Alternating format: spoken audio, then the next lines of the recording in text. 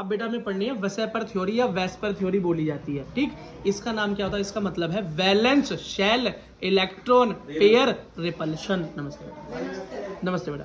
Valence shell electron pair repulsion, ये क्या है भाई? रिपल्शन, रिपल्शन का मतलब होता है अट्रैक्शन का अपोजिट। अट्रैक्शन का मतलब खींचना, जोड़ना, चिपकना, और रिपल्शन मतलब फेंकना, दूर करना, धक्का देना। ठीक है। अच्छा, अब वैलेंस शेल लिखा है तो मतलब वैलेंस शेल इलेक्ट्रॉन के बारे में कुछ समझना है हमें, ठीक है बेटा। वही बात है, देखो बेटा, जब दो एटम आपस में जुड़ते हैं या आपस में पास आ जाते हैं, जुड़ जाते हैं, मानो हमने यहाँ पर केस लिया है O2 मॉलिक्यूल का, किसका? O2 मॉलिक्यूल का। हाँ, अब मानो ये जब दो एटम आपस में जुड़ गए तो इनके लास्ट, बेटा इसके भी लास्ट शेल में क्या है? इलेक्ट्रॉन। इसके भी लास्ट शेल में क्या है? इलेक्ट्रॉन्स। बेटा इलेक्ट्रॉन के दोनों का चार्ज कैसा होता है? नेगेटिव होता है। तो बेटा नेगेटिव नेगेटिव आपस में क्या करते हैं? क्या करते हैं? दूर फेंकेंगे बेटा, रिपल्शन करेंगे। पॉजिटिव और नेगेटिव के बीच में अट्रैक्शन होता है, लेकिन अगर पॉजिटिव पॉजिटिव है तो रिपल्शन, और माइनस माइनस हो तो भी रिपल्शन। तो बेटा एक दूसरे को क्या करेंगे? इलेक्ट्रॉन रिपल्शन करेंगे, एक दूसरे से दूर रहने की कोशिश करेंगे। लेकिन यहाँ तो मजबूरी में जुड़ना पड़ गया, ऑक्टेट पूरा करना था, तो ये बाकी बेटा दूर भागने की कोशिश करेंगे। किसकी? दूर भागने की कोशिश करेंगे। देखो बेटा दूसरी चीज यहाँ खुद बोल रहा है भाई। पहली बात, एक तो ये बेटा ये बताता है कि मॉलिक्यूल की शेप डिसाइड करता है ये वेस्पर थ्योरी, ठीक।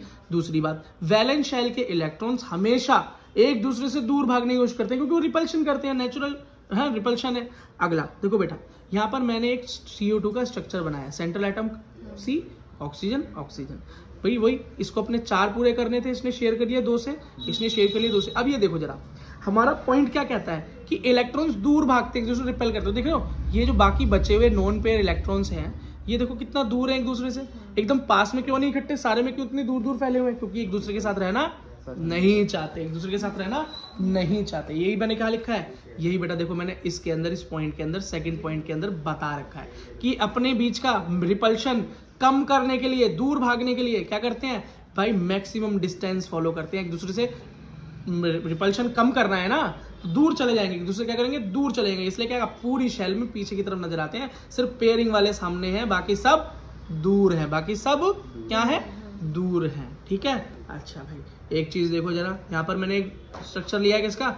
H2O का, 2 हाइड्रोजन और 1 ऑक्सीजन। देखो बेटा यहाँ पर बॉन्ड पेयर तो एक साथ दिखाई दे रहे हैं, लेकिन लोन पेयर देखो कितनी दूर भाग गए।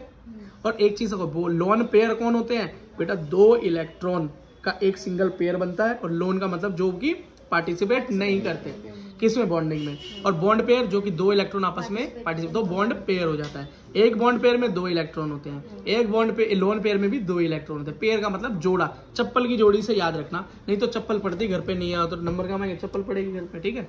अगला देखो बेटा, याद रखना बेटा, लोन पेयर और लोन पेयर का रिपल्शन हमेशा ज्यादा होता है as compare to bond pair और बॉन्ड पेयर के। ऐसा क्यों? क्योंकि भैया बॉन्ड पेयर और बॉन्ड पेयर की तो मजबूरी है कि आपस में जुड़ के रहना ऑक्टेट पूरा करने के लिए, लेकिन लोन पेयर की तो कोई मजबूरी नहीं है ना। इसलिए एक दूसरे से क्या बोलते हैं? ज्यादा रिपल्शन करते हैं और दूर भाग जाते हैं। एक दूसरे से क्या रहते हैं? दूर रहते हैं। बॉन्ड पेयर की मजबूरी है, पर लोन पेयर की कोई जरूरत मजबूरी नहीं है। आप बेटा लोन पेयर में ज्यादा रिपल्शन होता है, ऐसे याद कर सकते हो। लोन पेयर का मतलब है लड़ाकू। लोन पेयर का क्या मतलब है? लड़ाकू। लड़ाकू लोग कौन होते हैं? दूर भागते हैं एक दूसरे से, क्या? दूर भागते हैं। तो लोन से लड़ाकू, लड़ाकू क्या है? दूर भागते हैं। तो वेस्पर थ्योरी में बेटा ये चीज याद रखना कि लोन पेयर या लड़ाकू पेयर का रिपल्शन ज्यादा होता है as compare to bond pair, ठीक। वैसे मैंने तुमको समझा दिया है बनाकर, तो याद रहेगा, पर फिर भी ये बेटा पूछ लिया जाता है। क्या पूछ लिया जाता है? तो आपको कोई दिक्कत नहीं होगी। अच्छा बेटा एक चीज देखो बेटा, वेस्पर थ्योरी में एक बड़ी कंफ्यूजिंग चीज है, बस इसको अपनी पूरी शक्ति से याद कर लेना, पूरी शक्ति से समझ लेना। देखो बेटा, a multiple bond is treated at it is a single electron pair. बेटा वेस्पर थ्योरी के अंदर मल्टीपल बॉन्ड्स को भी एक सिंगल पेयर की तरह काउंट करते हैं। आप बोलोगे भैया क्या हुआ, क्या है, मेरे समझ नहीं आया। बेटा एक देखो, मैंने क्लोरीन और क्लोरीन Cl2 का एक बॉन्ड बनाया, इसके बीच में कितने बॉन्ड बन रहे हैं? एक सिंगल बॉन्ड बन रहा है। कितने इलेक्ट्रॉन पार्टिसिपेट कर रहे हैं? 2 पार्टिकल। इसको बेटा सिंगल बॉन्ड बोलते हैं, इसको सिंगल बॉन्ड बोलते हैं। कुछ एटम ऐसे होते हैं जो डबल बॉन्ड बनाते हैं आपस में, तीसरे ट्रिपल बॉन्ड बनाते हैं। शुरुआत में मैंने एग्जाम्पल दिखा रखा है। तो जब सिंगल बॉन्ड होता है तो 2 इलेक्ट्रॉन पेयर करते हैं, जब डबल बॉन्ड होता है एक तो 2 इलेक्ट्रॉन पेयर करते हैं, जब ट्रिपल बॉन्ड होता है तो 3 इलेक्ट्रॉन पेयर करते हैं। लेकिन भैया वेस्पर थ्योरी के अंदर all bonds are treated as single bond. सारे बॉन्ड को सिंगल बॉन्ड की तरह ही वो पेयर करते हैं। जैसे एक सिंगल बॉन्ड, 1 सिंगल बॉन्ड की बात करें तो उसको 1 इलेक्ट्रॉन पेयर बोलेगा। ये तो नॉर्मल है। लेकिन जब डबल हो या ट्रिपल हो, वो उसको भी एक इलेक्ट्रॉन पेयर ही बोलेगा, बस सुपर लगा देगा आगे। जहां सुपर लिखा आ जाए तो समझ लेना सुपर का मतलब है नॉर्मल 1 इलेक्ट्रॉन पेयर से ऊपर की बात हो रही है, मतलब डबल बॉन्ड या ट्रिपल बॉन्ड की बात हो रही है। तो वेस्पर थ्योरी की ये क्या हो गई, ये वोकेबुलरी हो गई भैया, याद करनी पड़ेगी इसी तरीके से, नहीं तो आगे क्या होगा, हम कंफ्यूजन में आ जाएंगे। कहीं पर 1 इलेक्ट्रॉन पेयर लिखा होगा सुपर पेयर, और हम क्या समझेंगे यार ये तो सिंगल बॉन्ड की बात हो रही है, 1 इलेक्ट्रॉन पेयर की बात हो रही है, हम वहां पर क्या कर देंगे, गलती कर देंगे। क्या कर देंगे, गलती कर देंगे, और ये गलती हम पेपर में अफोर्ड नहीं कर सकते।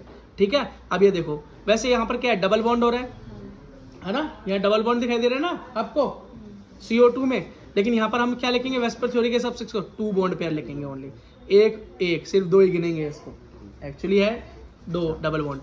और देखो इसके अंदर सिंगल बॉन्ड, इसको भी हमने क्या गिना, 2 बॉन्ड पेयर ही गिना। ये देखो, जबकि यहाँ पे डबल बॉन्ड था और यहाँ सिंगल बॉन्ड है, और फिर भी हाँ यहाँ भी 2 बॉन्ड पेयर लिखा और यहाँ भी 2 बॉन्ड पेयर लिया, बस ये 2 बॉन्ड पेयर है और ये 2 बॉन्ड सुपर पेयर है, बस और कोई दिक्कत नहीं है। आई होप बेटा आपको इतनी बात समझ में होगी, इसको आगे कंटिन्यू करते हैं।